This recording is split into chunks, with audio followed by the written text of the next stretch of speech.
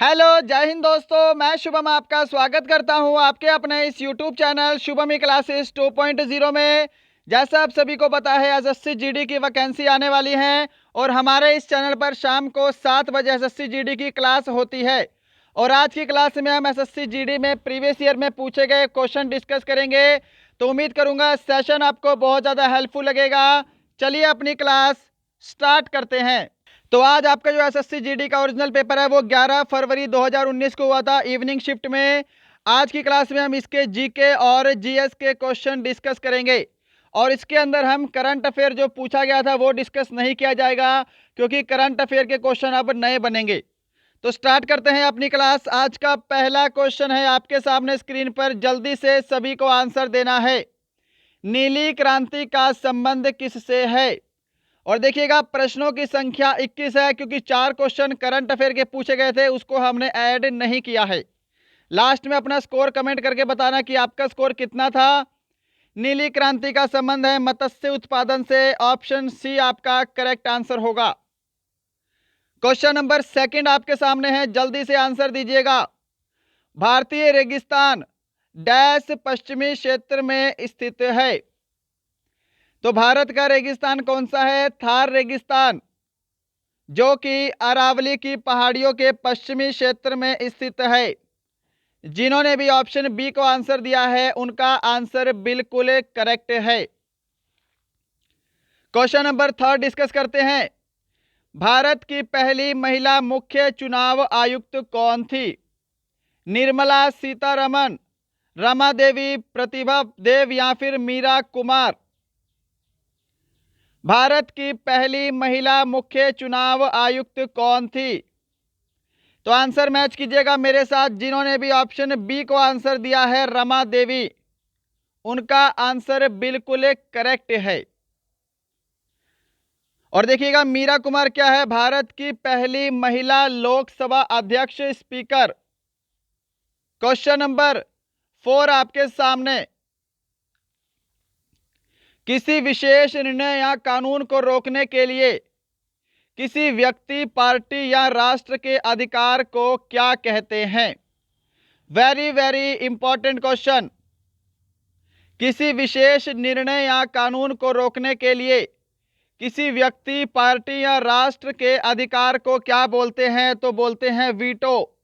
Option A बिल्कुल correct answer होगा। बढ़ते हैं क्वेश्चन नंबर 5 की तरफ। क्वेश्चन नंबर 5 आपके सामने पूछा गया था। अगस्त 1858 में ब्रिटिश संसद ने एक अधिनियम पारित किया जिसने कंपनी के शासन को समाप्त कर दिया। इसे कौन सा अधिनियम कहा गया?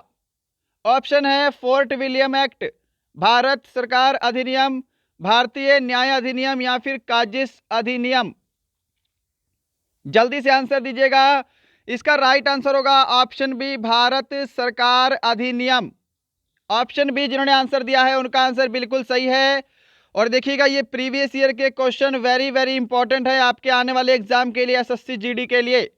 इसमें से आपके करीब 40% तक क्वेश्चन रिपीट होते हैं। Question number 6। भारत और श्रीलंका को डैश द्वारा विभाजित किया गया है? किस जल डमरू मध्य द्वारा भारत और श्रीलंका को विभाजित किया गया है? ऑप्शन है बेरिंग जल डमरू मध्य, जिब्राल्टर जल डमरू मध्य, पाक जल डमरू मध्य या फिर हॉर्मुज जल डमरू मध्य? बिल्कुल करेक्ट आंसर ऑप्शन सी होगा, पाक जल डमरू मध्य के द्वारा भारत और श्रीलंका को अलग किया जाता है। Question number 7। चार मीनार कहां स्थित है? Very very easy question. चार मीनार कहां है? सिकंदराबाद, मुंबई, हैदराबाद, पणजी? तो राइट आंसर क्या होगा? चार मीनार जो है यह हैदराबाद में है। ऑप्शन सी करेक्ट आंसर होगा। कुली कुतुब शाह के द्वारा चार मीनार का निर्माण करवाया गया है, यह ध्यान रखिएगा। चलिए क्वेश्चन नंबर 8 आपके सामने। खरीफ फसलों को डैश मौसम की शुरुआत के समय बोई जाने वाली फसल के रूप में वर्णित किया जाता है? शीत ऋतु, वसंत ऋतु, वर्षा ऋतु, ग्रीष्म ऋतु? जल्दी से आंसर देंगे। किस मौसम में खरीफ की फसलों को बोई जाने वाली फसल के रूप में वर्णित किया गया है? तो आंसर ध्यान रखिएगा, ऑप्शन आपका सी राइट आंसर होगा, वर्षा। चलिए क्वेश्चन नंबर 9 है आपके सामने। सोडियम हाइड्रोक्साइड का उपयोग डैश के लिए नहीं किया जाता है? सोडियम हाइड्रोक्साइड का उपयोग किसके लिए नहीं किया जाता है, यह ध्यान रखिएगा। धातुओं की चिकनाई हटाने के लिए, अचार परिरक्षित करने के लिए, अखबार बनाने के लिए, या फिर साबुन बनाने के लिए? तो सोडियम हाइड्रोक्साइड का प्रयोग अचार परिरक्षित करने के लिए नहीं किया जाता है, तो ऑप्शन बी आपका राइट आंसर होगा। इसी लेवल के प्रश्न आपके आने वाले एसएससी जीडी के जो वैकेंसी आ रही है उसमें पूछे जाएंगे, और शायद लेवल इससे थोड़ा सा हाई भी हो सकता है, क्योंकि अब कंपटीशन और ज़्यादा बढ़ने वाला है। प्रश्न संख्या 10, किस पाकिस्तानी जनरल ने वर्ष 1999 में अपने देश में सैन्य शासन लागू किया था? और ये वाला जो क्वेश्चन है आपका अक्टूबर 2020 में सीएचएसएल का एग्जाम हुआ था, एसएससी सीएचएसएल, उसके अंदर भी रिपीट हुआ ये वाला प्रश्न। राइट आंसर ऑप्शन डी होगा इसका, परवेज मुशर्रफ। क्वेश्चन नंबर 11 है आपके सामने। सबसे बड़ा नदी द्वीप माजुली निम्नलिखित में से किस नदी में स्थित है? पूरे विश्व का सबसे बड़ा नदी द्वीप है माजुली, जो कि भारत के असम राज्य में है। नदी का नाम Brahmaputra, option C correct answer होगा। क्वेश्चन नंबर 12 जल्दी से आंसर देंगे। बनारस हिंदू विश्वविद्यालय की स्थापना किसने की? सर सैयद मोहम्मद, बाल गंगाधर तिलक, जवाहरलाल नेहरू, या फिर पंडित मदन मोहन मालवीय? बनारस हिंदू विश्वविद्यालय की स्थापना ऑप्शन डी राइट होगा, मदन मोहन मालवीय ने की थी। क्वेश्चन नंबर 13 है जी आपके सामने। कौन परिसंचरण प्रणाली का हिस्सा नहीं है? वेरी वेरी इंपॉर्टेंट है ये क्वेश्चन, दोबारा से रिपीट भी हो सकता है, अच्छे लेवल का प्रश्न। कौन परिसंचरण प्रणाली का हिस्सा नहीं है? धमनियां, विल्ली, शिराएं, या फिर केशिकाएं? तो इस प्रश्न का सही जवाब होगा ऑप्शन बी, विल्ली। क्वेश्चन नंबर 14 है जी आपके सामने। आसान सा प्रश्न है। एजी एक महंगी, नरम, सफेद और चमकदार धातु है जिसे आमतौर पर डैश के रूप में जाना जाता है। तो देखो जी, एजी किसका संकेत होता है? चांदी का संकेत होता है, सिल्वर का। ऑप्शन आपका ए करेक्ट आंसर होगा। इसी के साथ आपको एयू पता होना चाहिए, यह सोने का संकेत होता है, सोना। चलें आगे, चलो क्वेश्चन नंबर 15 का आंसर देंगे जल्दी से। कथकली की जड़ें किस राज्य में है? बेसिक सा क्वेश्चन है। कथकली किस राज्य का नृत्य है भाई?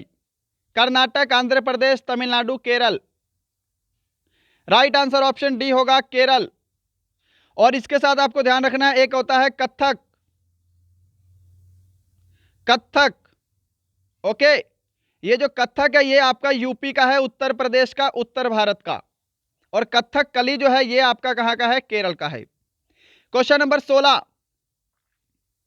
क्वेश्चन नंबर 16 देखो, 16 नंबर क्वेश्चन भले ही बड़ा है, पर अगर आपने थोड़ा सा भी दिमाग लगाया तो आप इसको आसानी से कर लोगे।